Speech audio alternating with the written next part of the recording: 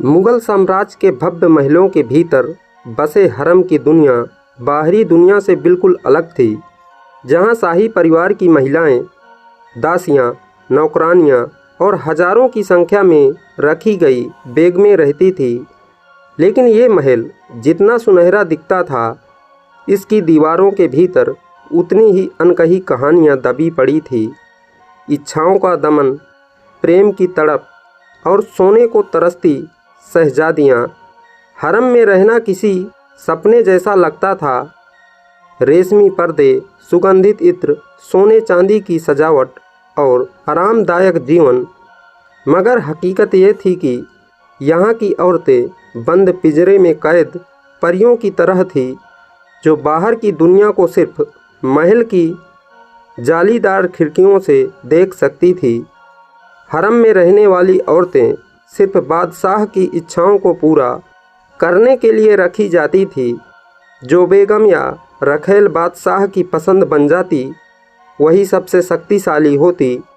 लेकिन हजारों महिलाएं ऐसी थीं जो बस इंतज़ार ही करती रहती कि कभी बादशाह की नज़र उन पर भी पड़े। हरम में सिर्फ बेगमें ही नहीं बल्कि शहजादियां भी थीं। मुगल खून की बेटियां।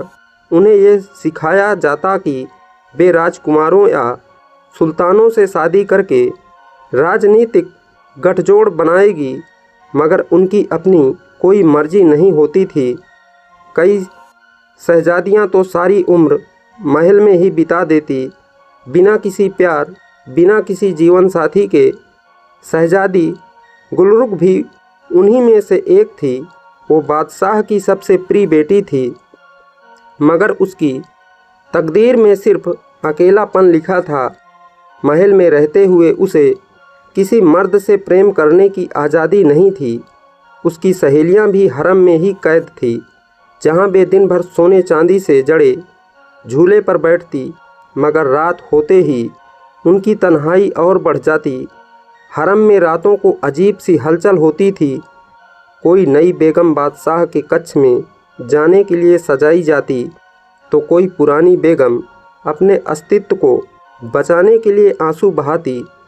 कुछ दासियां हरम के अंधेरे कोने में अपने प्रेमियों से चोरी छिपे मिलती, तो कुछ महिलाएं महल के ही सैनिकों या सेवकों से प्यार करने लगती। लेकिन पकड़े जाने पर डर हमेशा बना रहता। गुलरुख ने कई बार अपने पिता से निवेदन किया कि उसे महल से बाहर जाने दिया जाए, मगर हर बार उसे टाल दिया जाता। आखिर वो शहजादी थी और शहजादियों का जीवन उनकी मर्जी से नहीं चलता था। एक रात गुलरुख ने एक साहसी फैसला लिया।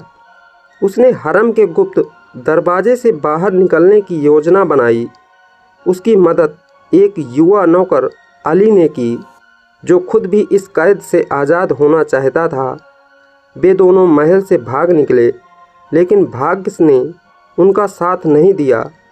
सुरक्षा गार्डों ने उन्हें पकड़ लिया और बादशाह के सामने पेश किया। गुस्से में आग बबूला होकर बादशाह ने अली को मौत की सज़ा सुना दी और गुलरुख को हमेशा के लिए हरम के सबसे अंदरूनी हिस्से में कैद कर दिया गया। गुलरुख की कहानी वही ख़त्म नहीं हुई। कहा जाता है कि उसने कैद के कुछ महीनों बाद ही दम तोड़ दिया। उसकी कब्र भी किसी गुप्त स्थान पर बना दी गई, ताकि उसकी बगावत की कहानी किसी और को ना पता चले। मगर इतिहास की दीवारें भी कहानियाँ सुनती हैं। आज भी आगरा और दिल्ली के महलों में ऐसी कहानियों की गूंज सुनाई देती है। मुगल हरम की वो राजकुमारियाँ जो सोने के बिस्तरों पर सोने को तरस गई।